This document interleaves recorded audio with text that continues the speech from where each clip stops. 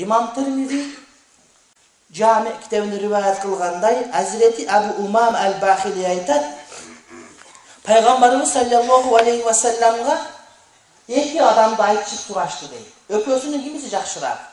Birösü alim, ikincisi abid. Abid degen emne ibadatты köp kılgan adam. İbadatты hiç kaltırdıgan adam. Biroq alim emes. Ökönü kanda? Ököten jakşı. Bul dagı jakşı, bul dagı jakşı. Ököten jakşı. Biroq jakşıların ortasında dagı faziletleri bolot.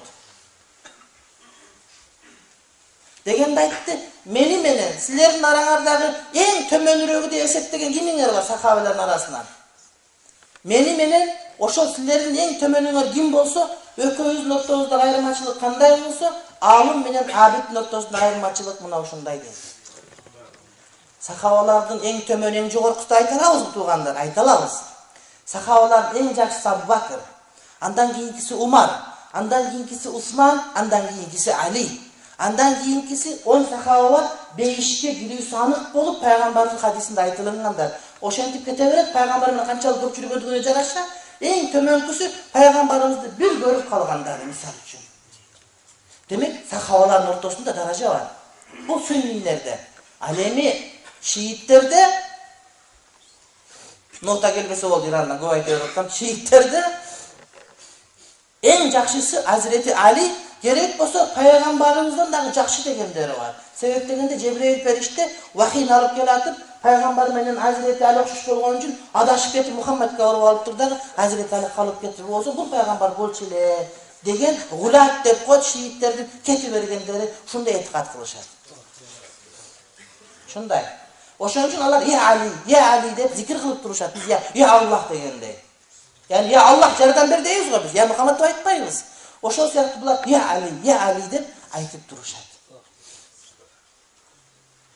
Oşun üçün dana karlar Kur'an okuganda Sadakallahul azim dep bitirgende kebirler Sadakallahul aliyyul azim dep aytsa Ali degenin koşpo deydi. Özü Ali degen Ali Allah'ın sıfatı. En büyük degen söz. Biroq alif lamı yok. Ali Hazreti Ali'nin atı. Anan tiyaktagılarca başka bir oğmular düşünüp olgasın. Kur'an okugandan keyin bul oşul Ali olgon Allah'ın sözü dep Ali'ni Hudaylıkka teң olbasın dep, şubha ketip kalbasın dep, oşon aytpay ele koya kal dep aytışat kebirleri.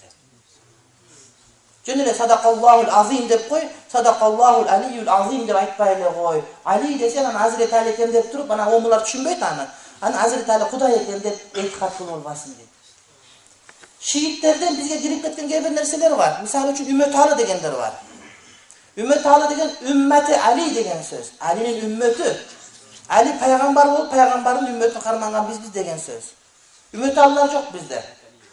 Ümmet Ali'ye degen ecekemiz var, bardığımız bileviz. Daima prezident şabet özün koyuyor. Namaz okuyup ança-mınça, o muhtemelen gelip duruşu. Kur'an okutup başka kılıp ihlas koyuyor var. Andan sırtkarı Ümmet Ali degen Kızıl Tepe olgan Kırgız'ın tarihinde jana başkalar. Aytı Ümmet Ali degen tuğra emesat. Bundan keyin Ümmet Ali koyup olar. İnşallah başkatları koyuşka. Abdullah Abdurrahman jana başka.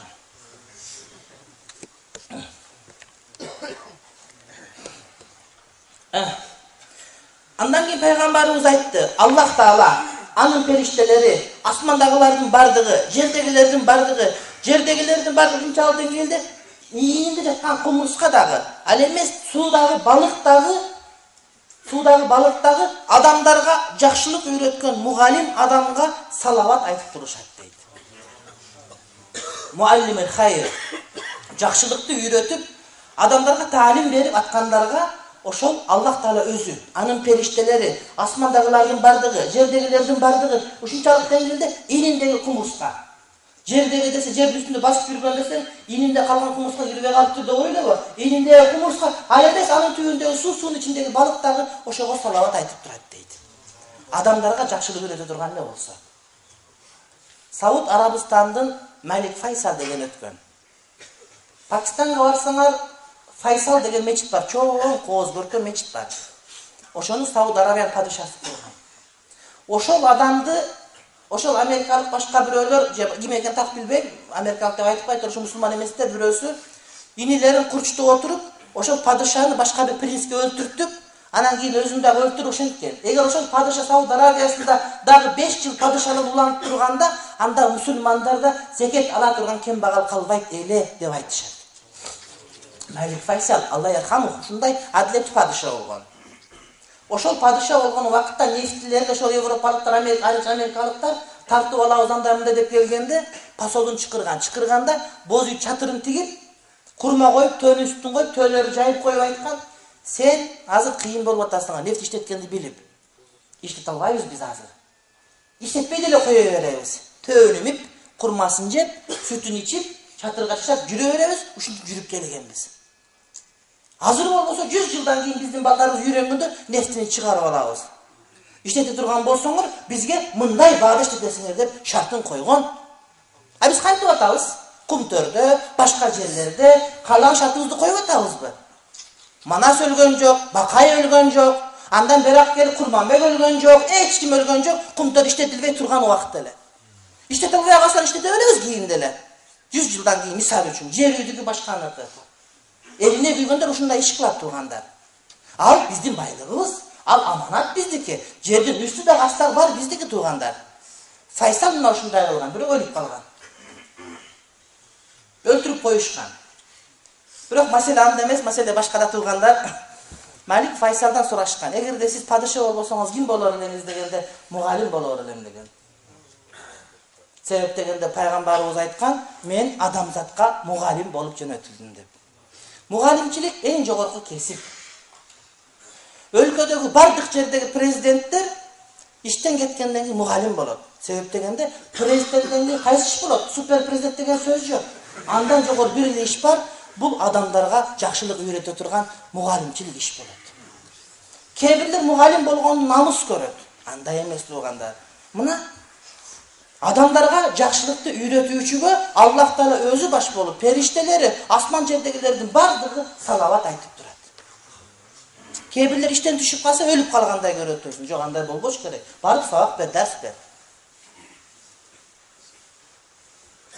Бул айтып атканыбыз биз жер үй боюнча башка адис эмеспиз тургандар. Бирок эгер ошол туура эмес бааланып берилип аткан болсо, анда ошону туура баалап бериш керек. Балким ушул жерде адистер отурат, башкалар отурат. Биз маселени чукурун түшүнбөстөн бир нерсе сүйлөшүбүз мүмкүн. Бирок адистер билиш керек. Эгер ошол нерсе арзан болуп атса, биздин элибизге зыян тийип аткан болсо, анда кайра көмүп эле тебелеп судан себеп коюш керек болду. Анан качан түшүнгөндө ачып алабыз.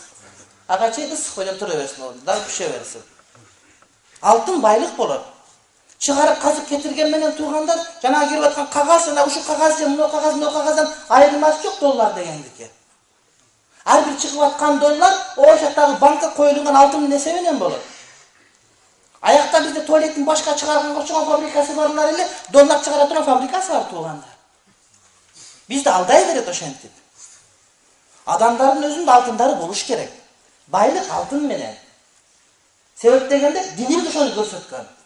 Алтын эч убакта байлык болбой калбайт. Ким алтыны бар, ошол байлык бойдон калат. Карап көр, Өзбекстан, Казакстан алтыны канчадан болуп атат, ошону өздөрү сактап калып атат. Демек биздин алтыныбыз өзүбүздө калыш керек.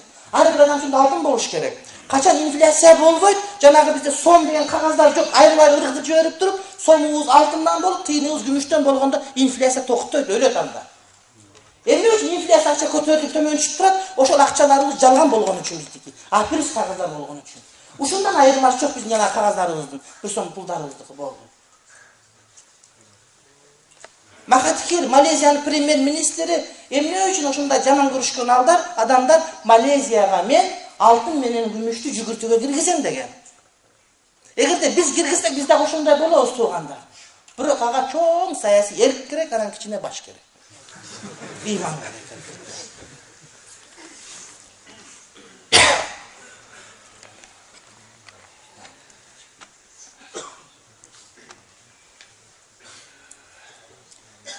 Как кетип калдым.